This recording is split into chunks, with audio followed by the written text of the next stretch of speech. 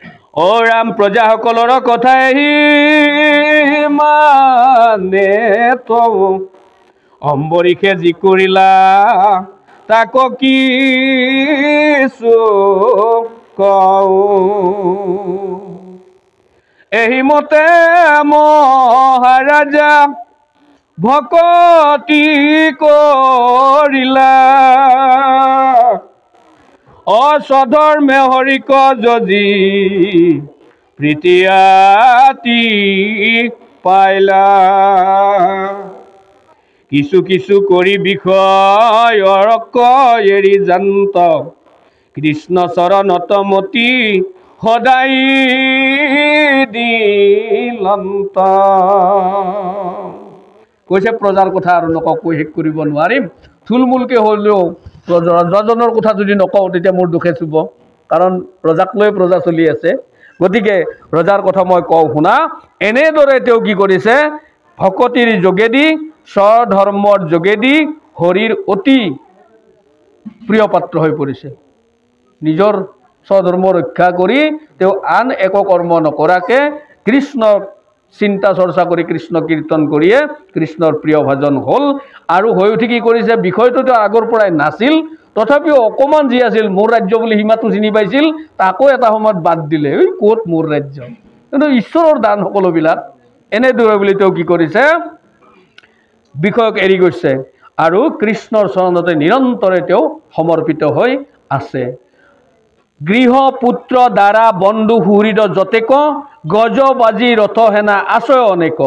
অনেক অমূল্য ৰত্ন আছয় ৰাজ্যত নানাবিধ ৰত্ন ছয় আছে অসংখ্যাত অনন্ত ভাণ্ডাৰ হব আছয় ৰাজ্যত তথাপিত মতি তাত নাহিকে সাক্ষাৎ এতেকক মনে ৰাজা দেখে বিষ্ঠা প্ৰায় কৃষ্ণৰ চৰণ মাত্ৰ চিন্তন্ত সদায় কেনেকুৱা ধৰণৰ কথা কৈছে যে তেওঁ গৃহ পুত্ৰ বিষয় বন্ধু সুহৃদ এই সকলোবিলাক কি কৈছে গজ বাজি ৰথ সেনা যিমান তেওঁৰ আছে সকলোবিলাক কৃষ্ণৰ কৃপা বুলি ভাবি কৃষ্ণনে নিৰ্মালী বুলি ভাবি কৃষ্ণতে পুনৰাই তেওঁ সমৰ্পণ কৰি দিছে কৃষ্ণতে দি দিছে তোমাৰ পৰা পাইছিলোঁ তুমি যি কৰা কৰা আৰু মোৰ এই ৰাখাৰ মোৰ সামৰ্থ্যও নাই শক্তিও নাই প্ৰয়োজনো নাই তোমাৰ বস্তু তোমাতে দি দিছোঁ এই বুলি কৃষ্ণত অৰ্চনা কৰিছিল আৰু তথাপিও কি কৰিছে এই অনন্ত ভাণ্ডাৰ থকাৰ পিছতো তেওঁৰ তাত কিন্তু কেতিয়াও মনটো যোৱা নাই ক'তবা কি হ'ল বুলি এবাৰো তেওঁ ভাবা নাই মোৰ লৰাই বা কি কৰিছে মোৰ পৰিবাৰে কি কৰিছে মোৰ এই পশ্চিমৰ সীমাটো ঠিকে আছে নে নাই উত্তৰ ফালে ঠিকে আছে নে নাই এবাৰৰ কাৰণে তেওঁ ভাবা নাই তাৰমানে একেবাৰে বিষ্টা সদৃশ বুলি ভাবিছে একো তেওঁৰ কাৰণে প্ৰয়োজনীয় বস্তু বুলি ভবা নাই কেৱল কৃষ্ণ চৰণে চিন্তা কৰিছে অ ৰাম বুলিবা হাত দীপা পৃথিৱীৰ ৰাজা কেন মতে তেন্তে খবে পালিলন্ত প্ৰজা ৰাত্ৰি দিনে তান মাত্ৰ ঈশ্বৰত মন অজানিল শত্ৰুৱে পিৰিবেক প্ৰজা গণ ৰাজাৰ ভকতি তুষ্ট হইলা ভগৱন্ত আপোনাৰ চক্ৰ পাছে তাহাংক দিলন্ত অহাত দীপা পৃথিৱীক চক্ৰে পালিলা যত শত্ৰু আছে মানে চক্ৰে সংহাৰিলা পৰীক্ষিতৰ প্ৰশ্ন হ'ল তেওঁ যিহেতু পাণ্ডৱৰ নাতি গতিকে তেওঁতো সেই একে বিপুল সম্পত্তিৰ গৰাকী তেওঁ জম্বুদ্বীপৰ প্ৰতি বিৰাট মানে প্ৰবল প্ৰতাপী তথাপিও তেওঁ যদিও নিৰ্গুণ আছিল সেই বয়সত যিখিনি সময়ত তেওঁ মানে হুকমনিৰ পৰা ভাগৱত শুনি আছে তেতিয়াতো সম্পূৰ্ণ নিৰ্গুণ হ'ব পৰা নাছিল নহয় ভকত আছিল পৰম বৈষ্ণৱ কিন্তু সম্পূৰ্ণ নিৰ্গুণ হ'ব পৰা নাছিল গতিকে তেওঁ বিষয়ৰ কথাটো অলপ অলপ চিন্তা কৰিছিল সেইকাৰণে মনত পৰিল তেওঁৰ কথাটো বাপৰে বাপ যদি এনেকুৱা প্ৰবল হয় ইমান ডাঙৰ ৰাজ্যৰ গৰাকী ইমান অৰ্থ সম্পত্তি তেওঁ যদি তথাপিও আনকি ৰাজ্যৰ কথা যদি নাভাবে কোনোদিন বিষয়ৰ কথা নাভাবে কেৱল কৃষ্ণ চৰণ সমৰ্পিত হৈ আছিল ৰাজ্যখন চলাইছে কেনেকৈ বেলেগ বাহিৰা শত্ৰু তেওঁক আক্ৰমণ কৰা নাছিল নে আক্ৰমণ নকৰিব নেৰে ৰজাজনে যদি গুৰু সেৱা কৰি নাম কীৰ্তন কৰি ঘৰত বহি থাকে বাহিৰা শত্ৰুৱে দেখোন চল পাব এনেকুৱা হোৱা নাছিল নে এই বুলি তেওঁৰ মাজত প্ৰশ্ন আহিল তেতিয়া হুকমুনিয়ে তাৰ উত্তৰত ক'ব ওলাইছে যে তেওঁৰ এই কাৰণে সেই চিন্তা কৰিবলগীয়া নাছিল যিজনে ঈশ্বৰ কৃষ্ণৰ চৰণত কিবা সমস্ত যদি সৰ্বতোভাৱে যদি সমৰ্পণ কৰিয়ে দিলে তেওঁৰ চিন্তা কৰিবলগীয়া একো নাথাকে যেনেদৰে বিক্ৰী কৰা গাইজনীৰ কথা আমাক ধুনীয়াকৈ উদাহৰণ দিছে নহয় শাস্ত্ৰত গাইজনী বিকি দিলোঁ গাইজনী ৰ'দত আছে নে বৰষুণত আছে পানী খুৱাইছে নে ঘাঁহ খুৱাইছে মোৰ প্ৰয়োজন নাই যিজনক বিকিছোঁ তেওঁহে তাৰ গৰাকী তেওঁ চলাব গতিকে আমি আমাক বিক্ৰী কৰি দিলোঁ আমি যদি কৃষ্ণৰ চৰণত বিক্ৰী হৈয়ে গ'লোঁ তেনেহ'লে মোৰ নিজৰ কথা মোৰ চিন্তা কৰিবলগীয়া একো নাথাকে তেওঁ মালিকে দায়িত্ব লৈছে মালিকে চলাই দিব এই কথাটো সুদৃঢ় বিশ্বাসটো ভকতজনৰ আহিব লাগে তেতিয়া কি হ'ব আমাৰ চিন্তা কৰিবলগীয়া ভয় কৰিবলগীয়া শংকা কৰিবলগীয়া একো নাথাকে আৰু এয়া উদাহৰণ পৃথিৱীৰ বহুদিন মানে আদি সত্য যুগৰ পৰা পৰম বৈষ্ণৱসকল ভকতসকলে দেখাই আহিছে যিসকলে নেকি কৃষ্ণৰ চৰণত সৰ্বতোভাৱে সমৰ্পিত হৈছে তেওঁলোকৰ জীৱনটোত চিন্তা কৰিবলগীয়া একো নাথাকে সকলোবিলাক ঈশ্বৰে নিজে নিজে পৰিচালনা কৰি লৈ যায় গতিকে কৈছে যে ৰক্ষাকৰ্তা ভৈলা চক্ৰ সমস্ত প্ৰজাৰ তাহাৰ ৰাজ্যতনে শত্ৰুৰ সঞ্চাৰ ভগৱন্ত কৃষ্ণ তেওঁৰ প্ৰতি ইমান সন্তুষ্ট হ'ল তেওঁ ইমান কৃষ্ণৰ প্ৰিয় ভাজন হ'ল তেওঁ যে কি কৰিলে তেওঁ গম পালে যে এওঁতো যদি এনেকৈ কৃষ্ণ মোৰ কীৰ্তনে কৰি থাকে মোৰ সেৱা কৰি থাকে ভকত সেৱা বৈষ্ণৱ সেৱা কৰি থাকে তেওঁ ৰাজ্যখনটো চলাব লাগিব গতিকে ৰাজ্যখন চলোৱাৰ দায়িত্ব মোৰ তাতে আহিল কাৰণ তেওঁ মোক চিন্তা কৰি আছে মই তেওঁৰ কথা চিন্তা কৰিব লাগিল সেইকাৰণে তেওঁ নিজেনো কি কৰিব সুদৰ্শন চক্ৰটোকে আজ্ঞা কৰিলে যে এই অম্বৰীশ ৰাজ্যৰ চাৰিসীমাৰ দায়িত্ব তোমাক দি দিলোঁ চাৰিসীমা নহয় বাহিৰ ভিতৰ সকলোবিলাক তোমাৰ দায়িত্বত থাকিল এই ৰাজ্যখন তুমি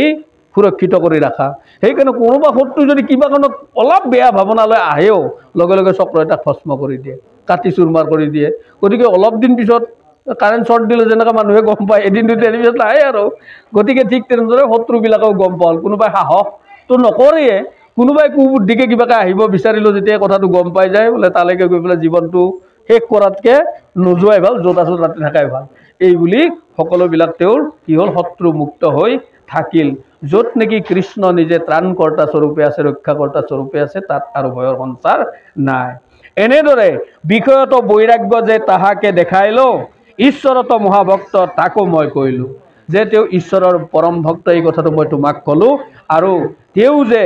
বিষয়ত একেবাৰে বৈৰাগ্য বিষয় বোলা বস্তুটো তেওঁৰ একেবাৰে শূন্য বিষয় বোলা বস্তু তেওঁৰ ভাৱনাতেই নাই এই কথাটো তোমাক মই ক'লোঁ হুকনি গজতি ৰাজা শুনিও কৱে এহি মতে ভকতি কৰন্ত ৰাজা যেৱে মহিষী সহিতে ৰাজা ব্ৰত আৰম্ভিলা দ্বাদশী ব্ৰত এক বৎসৰে কৰিলা কৃষ্ণ পাদ পদ্ম মাত্ৰ চিন্তন্ত সদায়ী ইন্দ্ৰিয়ৰ প্ৰীতিয়ান বিষয়ত নাই কাৰ্তিক মাসত ব্ৰত সাংগ কৰিলন্ত তিনিদিন মানে উপবাসে ৰহিলন্ত কালিন্দ্ৰী হ্ৰদত ৰাজ স্নান কৰিলন্ত মধুবনে ঈশ্বৰক নিপে পূজিলন্ত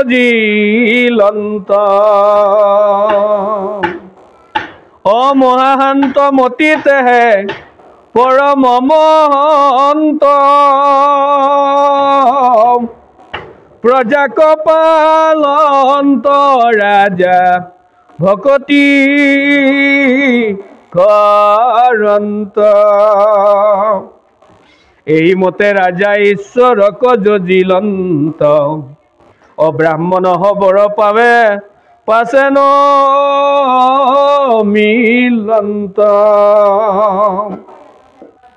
ও ৰাম নমস্কাৰ কৰিয়া বিপ্ৰকট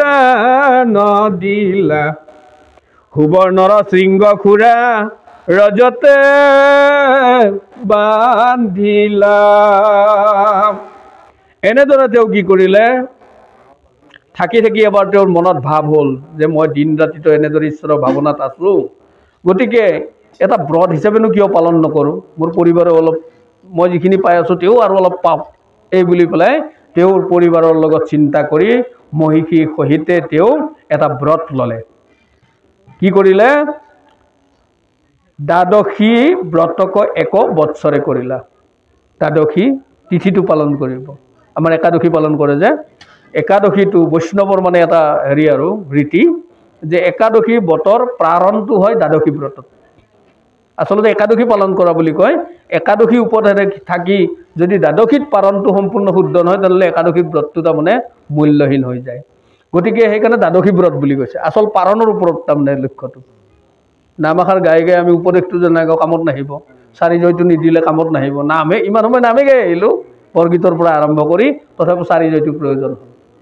গৈ গৈ আকৌ উপদেশৰো প্ৰয়োজন হ'ল। ইয়াত পাঠ হ'লেও এই পাঠেদি নহ'ল, আকৌ নামৰ পিছত উপদেশ লাগে। ঠিক তেনেদৰে পাৰণটো মূল বস্তু যিকোনো ব্ৰতৰে আচলতে, ইয়াত আকৌ একাদশী ব্ৰতৰ কথা ক'লে, গতিকে একাদশী ব্ৰতৰ পালন কৰি তেওঁ 1 বছৰ দ্বাদশী ব্ৰতটো পালন কৰিবৰ কাৰণে হাবিয়াস কৰিলে। আৰু সেই দ্বাদশী ব্ৰতটো কি কৰিছে, কৃষ্ণ পাদপদ্ম চিন্তন্ত সদায় ইন্দ্ৰিয়ৰ প্ৰীতি আন বিষয়ত নাই।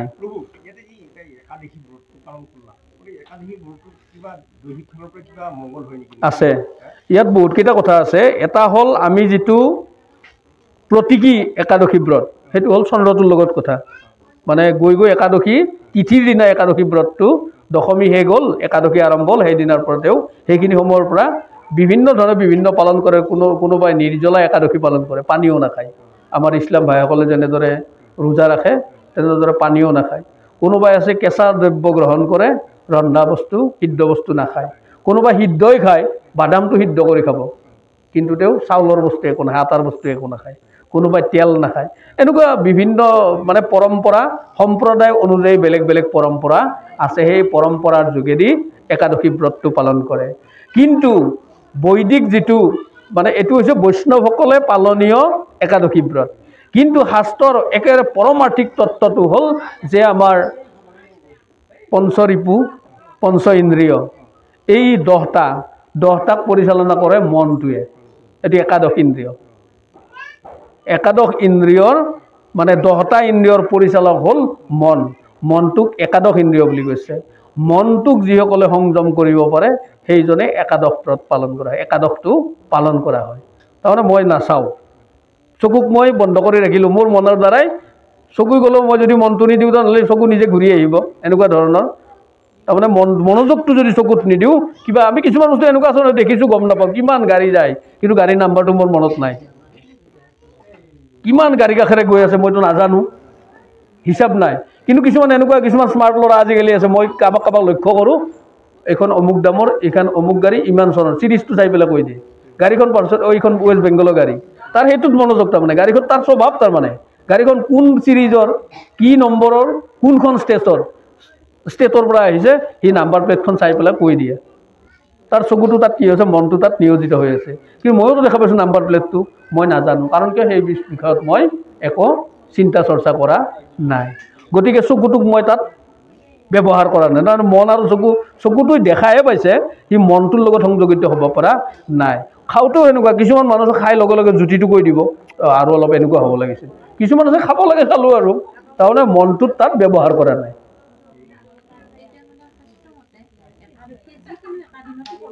সদায় পাৰে। আমি আজিও একাদশী পালন কৰি আছোঁ। যদিও মোৰ চকু, কাণ, নাক, ছাল, জিভা এইবিলাকো মই সংযত কৰি ৰাখিছোঁ, যদি কাম, ক্ৰোধ, লোভ, মোহ, অহংকাৰে মোক একো কৰিব পৰা নাই, ক্ৰিয়া কৰিব পৰা নাই, তেনেহ'লে মই একাদশী ব্ৰত পালন কৰি থকা হৈছে। আৰু একাদশী ব্ৰতৰ পৰা গৈ পেলাই দ্বাদশীটো এইকাৰণে পালন যে ব্ৰতহে কৰিলোঁ, ব্ৰত কৰি উঠি গোটেইখিনি জমা কৰি পেলাই তোমাৰ চৰণত দি দিলোঁ, মালিকৰ ওচৰত দি দিলোঁ একেবাৰে। গতিকে তেতিয়া আকৌ দ্বাদশী ব্ৰতটো তেতিয়া পালন কৰিব পাৰিম, তাৰমানে তেওঁৰ পৰা কৃপাপ্ৰাপ্ত হ'ম। জমা কৰিলোঁ সকলোবিলাক বিষয় যি আছিল, সকলোবিলাক মানে পঞ্চ ইন্দ্ৰিয় পঞ্চৰিপু সকলোবিলাক সংযোগ কৰি জ্ঞানেন্দ্ৰিয় আৰু ভাবেন্দ্ৰিয় সকলোবিলাক। গতিকে সেই হৈছে একাদশী। পৰীক্ষিত অম্বৰীষেও মোৰ পৰীক্ষিতৰ নামটো বাৰে বাৰে এইকাৰণে আহি আছে, দুয়োজন তাৰমানে জম্বুদীপৱতী, আৰু দুয়োজনৰ কথাত ভাবিলে তাৰমানে দুয়োজনক মই একেলগে দেখা পাই আছোঁ একফালে তাৰমানে, এইটো পৰীক্ষিত এইটো অম্বৰীষ, দুয়োজনৰ তাৰমানে বৈষ্ণৱ ভাগৱতত যিটো মানে উদাহৰণ দিছে দুয়োজনক একে লাগে তাৰমানে ভাৱনাত, এইখানে নামটো আহি যায়। গতিকে কি কৰিছে, একাদশী ব্ৰতটো তেওঁ পালন কৰি দ্বাদশী ব্ৰতটো এনেদৰে 1 বছৰ তেওঁ সুন্দৰভাৱে নিয়মিতভাৱে চৰ্চা কৰিছে, কৃষ্ণ চিন্তাতে আছে, আৰু ইন্দ্ৰিয়ৰ প্ৰীতি আন বিষয়ত নাই। ইন্দ্ৰিয় কোনো বিষয়ত তেওঁ প্ৰীতি কাৰ্যত লগোৱা নাই, কৃষ্ণ চাই, কৃষ্ণৰে গুণ লয়, কৃষ্ণকে মনত ভাবে, কৃষ্ণৰে নাম লয়, মানে ইন্দ্ৰিয়বিলাক কোনো কামত কোনো পধ্যে ব্যৱহাৰ কৰা নাই। সেইটো একাদশী হ'ল। ইন্দ্ৰিয়বিলাক চবৰে পৰা টানি আনি কৃষ্ণত লগাই দিলে। আৰু এই ব্ৰতটো কি কৰিলে, কাৰ্তিক মাহত শেষ হ'ব। কাতি মাহতে আহিনৰ পৰা আৰম্ভ কৰিছিল, কাতি মাহত শেষ হ'ব, এতিয়া 12 মাহ হৈ গ'ল। আৰু সেই শেষ হোৱাৰ 3 দিন আগৰ পৰা তেওঁ উপবাসে থাকিল। এতিয়া উপবাস শব্দটোৰ অৰ্থ আছে, এটা হ'ল আমি নাখাই থকা উপবাস, একো নাখাওঁ আজি লঘোণে আছোঁ, এইটো উপবাস। আৰু এটা হৈছে উপবাস, বাস কৈ আমি যে বাস কৰিছোঁ, এইখন ঘৰ মোৰ, গৃহবাস, গৃহবাস, বনবাস নহয় জানো, বনত থাকিলে বনবাস, ঘৰত থাকিলে গৃহবাস, এইটো হৈছে উপবাস। উপবাস মানে কি, উপ মানে এছিষ্টেণ্ট, উপসভাপতি, তাৰমানে ৰামৰ ঈশ্বৰৰ লগত একেলগে থকা, একেবাৰে ওচৰতে লগ লাগি থকাটো হৈছে উপবাস। তাৰমানে কোনো ভাৱনাৰ পৰা মই বঞ্চিত নহয়, এইটো কৃষ্ণ, এইটো মই, এইটো ৰাম, এইটো মই, সেইকাৰণে উপৰাম বুলি কৈছে। ভকতক গৈ গৈ তেওঁ নিজে উপৰাম হৈ যায়, তাৰমানে ৰামৰ ওচৰৰ ৰামটো তেওঁ হৈ যাব পাৰে, সেইকাৰণে উপৰাম শব্দ এটা দিছে। এইটো হৈছে উপবাস, একেবাৰে ঈশ্বৰৰ ওচৰত বাস কৰি থকা, বেলেগ কলৈকে নোযোৱা। এনেদৰে কি কৰিছে, তেওঁ থাকি থাকি কালিন্দী হ্ৰদত তেওঁ স্নান কৰিছে, মধুবনত ঈশ্বৰক পূজা অৰ্চনা কৰিছে। এইবিলাকৰো কিন্তু আধ্যাত্মিক আছে আকৌ ভিতৰত, বস্তুবিলাক যে নাম দিছে, কালিন্দী হ্ৰদো ইয়াতে আমাৰ ভিতৰতে আছে, মধুবনখনো আমাৰ ভিতৰতে আছে। আৰু মহাশান্তমতীতেহে পৰম মহন্ত, প্ৰজাক পালন্ত ৰাজা ভকতি কৰন্ত। এনেদৰে শান্ত মতেৰে, শান্তমতী লৈ শান্ত ভাৱেৰে কি কৰিছে, প্ৰজাক তেওঁ পালন কৰি ৰাখিছে। কৃষ্ণ মাধৱ ঔ হৰি ঔ ৰাম, ও রাম এই মতে রাজা ঈশ্বরক জিলন্ত, ব্রাহ্মণ হর পাবে পাশে ন মিলন্ত। নমস্কার করিয়া বিপ্রক দান দিলা, সুবর্ণর শৃঙ্গ খুরা রজতে বান্ধিলা। এনেদৰে তেওঁ ব্ৰতটো যেহেতু সুসাংগ কৰিব কৃষ্ণ, তেতিয়া কি কৰিলে, ব্ৰাহ্মণসকলক ঋত্বিকসকলক মাতি আনি তেওঁ যাকে শ্ৰদ্ধা কৰে, যিয়ে তেওঁৰ ওচৰলৈকে আহিছে সকলোকে কি কৰিছে, দান দিছে। ইমান দিন দান কৰি আহিছে, এতিয়া আকৌ নতুন এটা দান দিছে, যি কি ক্ষীৰতী গাইবিলাক ধুনীয়াকৈ শিংবিলাক সোণেৰে বান্ধি দিছে, খুৰাবিলাক ৰূপৰে বান্ধি দিছে, সুন্দৰকৈ সাজি কাচি গাইবিলাক দান কৰিছে। এহি ৰূপ কৰি 60 কৌটি ধেনু দিলা, এটা দুটা নহয়, 60 কৌটি গৰু তেওঁ দাঁত। আৰু ব্ৰাহ্মণসকলে তাকো আনন্দতে নিলা। ব্ৰাহ্মণসকলৰ টকা পইচা উচ্চ বিভূতিৰ দৰকাৰ নাই, এতিয়া উদৰ পৰাই গাখীৰ খাব পাৰিব, উদৰ পৰাই ঘিউ খাব, মৌ মানে পায়স খাব, এই বুলি পেলাই তেওঁলোকে গাইবিলাক বিৰাট আনন্দত লৈ গুচি গ'ল। আৰু বিপ্ৰসকলক কি কৰিছে, ভোজন কৰাইছে, বস্ত্ৰ অলংকাৰ সকলোবিলাক যাৰ যি প্ৰয়োজন সকলোবিলাক দিছে। আৰু সকলোবিলাকে কি কৰিছে, তুষ্ট হুয়া বিপ্ৰগণে বুলিলা বচন, পাৰণাকে লাগি ৰাজা কৰিও যতন। তোমাৰ ব্ৰত শেষ হ'ল, দ্বাদশী চলি আছে এতিয়া, একাদশ ব্ৰত শেষ, এতিয়া দ্বাদশীৰ দিন। গতিকে আমি সকলো সন্তুষ্ট হ'ল, এতিয়া তোমাৰ আৰু কৰিবলগীয়া দিবলগীয়া একো নাই, এতিয়া তোমাৰ ব্ৰতটো তুমি শেষ কৰিব পাৰা। শেষ কৰিলে কি কৰিব লাগিব, তুমি এতিয়া গ্ৰহণ কৰিব লাগিব, একো খোৱাই নাই যিহেতু, তুমি কিবা এটা খালে তোমাৰ ব্ৰতটো সুসাংগ হ'ব, এই বুলি পেলাই তেওঁ আজ্ঞা কৰিলে। অ ৰাম ব্ৰাহ্মণ হবৰ 11 পাইলন্ত, ভোজন কৰিবে লাগি নৃপে যে শান্ত। অ সেই সময়ত ৱাকি দুৰ্বাসা মিলিলা, তাংক দেখি অম্বৰীশ হৰিকে উঠিলা বকিবাক ৰাজা যেবে আসন দিলন্ত আনন্দিত হুয়া ঋষি তাতে বহিলন্ত হৰৰ্গে ঋষিক ৰাজা পূজা কৰিলন্ত দণ্ডৱতে চৰণত পৰিণমিলন্ত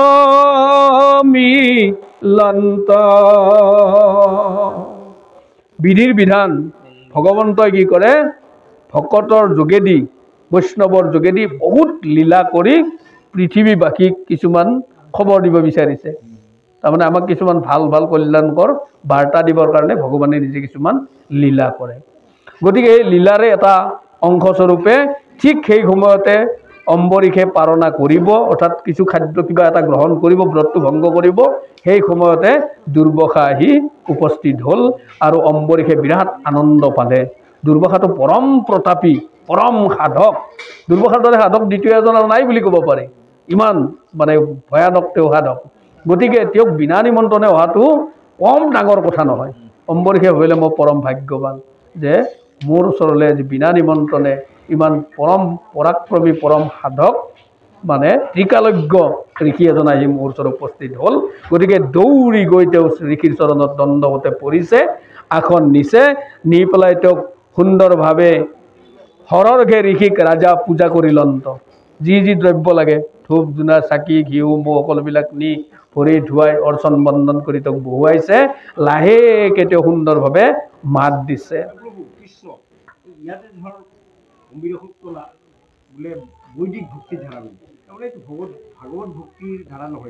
এইটো ভাগৱত ভক্তি অম্বৰীষে কৰি থকাটো ভাগৱত ভক্তি নহয় তেতিয়া আমাৰ যিটো এতিয়াৰ ভাগৱত ভক্তি এইটো কলিযুগৰ ভাগৱত ভক্তি তেতিয়া দিনত এইটো কৰিলেও কাম নহৈছিল নহয় কাৰণ যুগ ধৰ্ম আছিল এইটো তেওঁলোকে ব্ৰত পালন কৰিবই লাগিব ভীষ্মতকৈতো আমি ডাঙৰ ভকত নহয় কলিযুগত হয়নে নহয় কিন্তু ভীষ্মও ব্ৰত পালন কৰিছে সেইকাৰণে বৈষ্ণৱ তেওঁলোকে ভীষ্মও একাদশী পালন কৰিছিল সেই সময়ৰ যিটো যুগ ধৰ্ম সেই অনুযায়ী বৈদিক ধৰ্ম আছিল আমাৰটো আধুনিক আমাক ভগৱন্ত পুৰুষে নিজে গুৰুস্বৰূপে আহি একেবাৰে সহজলভ্য বস্তুটো দিলে কাৰণ কলিযুগৰ মানুহে এইখিনি কৰিবৰ কাৰণে যোগ্যতাই নাই সামৰ্থ্যই নাই যদি সেনেকে পালন কৰিব লাগে কোনোৱে নোৱাৰিব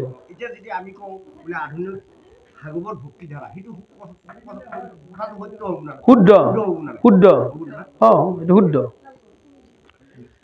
এইটো আদিতে আছিল কিন্তু সেইটো সহজলভ্য নাছিল সকলোকে দিয়া নাছিল কোনোবাই এইটোও কৰিছিল কোনোবাই কৰিছিল কিন্তু এতিয়া আমাক গুৰুজনে অৰ্থাৎ ভগৱন্তই নিজে শংকৰ স্বৰূপে নিজে আহি তেওঁ আমাক গুৰুস্বৰূপে সহজলভ্য আমাক পথটো দেখুৱাই দিলে যিটো কলিযুগৰ অল্পমতি মনুষ্য অল্পমতি অল্প আয়ু অল্প ধৈৰ্য অল্প শিক্ষা অল্প জ্ঞান কি আছে আমাৰ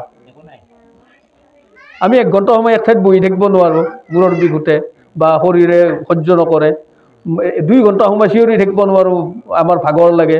2 ঘণ্টা আমি নোখোৱাকৈ থাকিব নোৱাৰোঁ গল শুকাই যায় ভোকত পেট কলমলাই কিন্তু সেইসকলে সেই সময়ত এনেকৈ একো নাখাই থাকিব পাৰিছিল সেই সময়ৰ সেই যুগৰ সেই ব্যৱস্থা আছিল এতিয়া সেই ব্যৱস্থা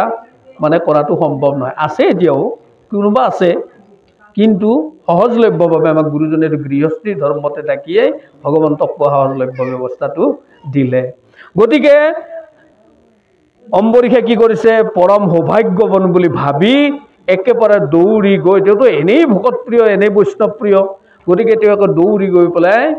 নমস্কাৰ কৰি প্ৰাৰ্থনা কৰিছে অ চৰণত ধৰ ঋষি আপুনি অথিয় আমাৰ গৃহত আহি ভোজন করিও দুর্বাসা বলন্ত রাজা শুনা মহাশয় অবশ্যকে কর্ম মূর করিতে লাগয় মধ্যাহ্ন কালর কর্ম এখনে করিব থাকিওক মহারাজা পাছত থাকিব গতিকে যেহেতু ৰজাৰ সময় হৈছিল ধুনীয়াকৈ ঋষি এই গুৰুদেৱ আপুনি যেহেতু আহিল মই পৰম ভাগ্যৱান আপুনি আহক আমাৰ লগতে একেলগে আমাৰো ব্ৰতটো সুসাংগ কৰোঁ আমি মানে হেৰি কৰোঁ ব্ৰতটো ভাঙো আপুনিও আমাৰ লগতে আহাৰ অলপ গ্ৰহণ কৰক দুৰ্বাসাও প্ৰথমতে কি কৰিলে হ'ব মইতো আহিছোঁ যেতিয়া কিবা এটা ল'মেই কিন্তু মোৰ অকণমান কাম আছে মই সন্ধ্যা যিটো ত্ৰিসন্ধ্যা আমি কৰিব লাগে গতিকে মধ্যাহ্নৰ সন্ধ্যাটো মই কৰি লওঁ মই নদীলৈকে যাওঁ কালিন্দীত গৈ পেলাই গাটো ধুই মোৰ নিয়মখিনি কৰোঁ তেওঁলোকে নাভিলৈকে বহি ঈশ্বৰক ধ্যান কৰিব লাগে অলপ সময় মন্ত্ৰ আছে এইখিনি কৰিব তাৰপিছত আহিব গতিকে তুমি অলপ অপেক্ষা কৰা মই কালিন্দীৰ পাৰৰ পৰা আহোঁ মধ্যাহ্ন কৰ্মখিনি মই কৰোঁ অ ৰামে সি বুলি লিখি কালিন্দীৰ জলে গয়া ব্ৰহ্মাক কৰিলা ধ্যান তাতে বুৰ দিয়া দুৰ্বাসাৰ কথাই আবে এহি মানে থওঁ অম্বৰীষে যি কৰিলা তাৰ কথা কওঁ এতিয়া দুৰ্বাসাই বুলি কি কৰিলে যে মই কালিন্দীলৈকে যাওঁ তুমি অপেক্ষা কৰা মই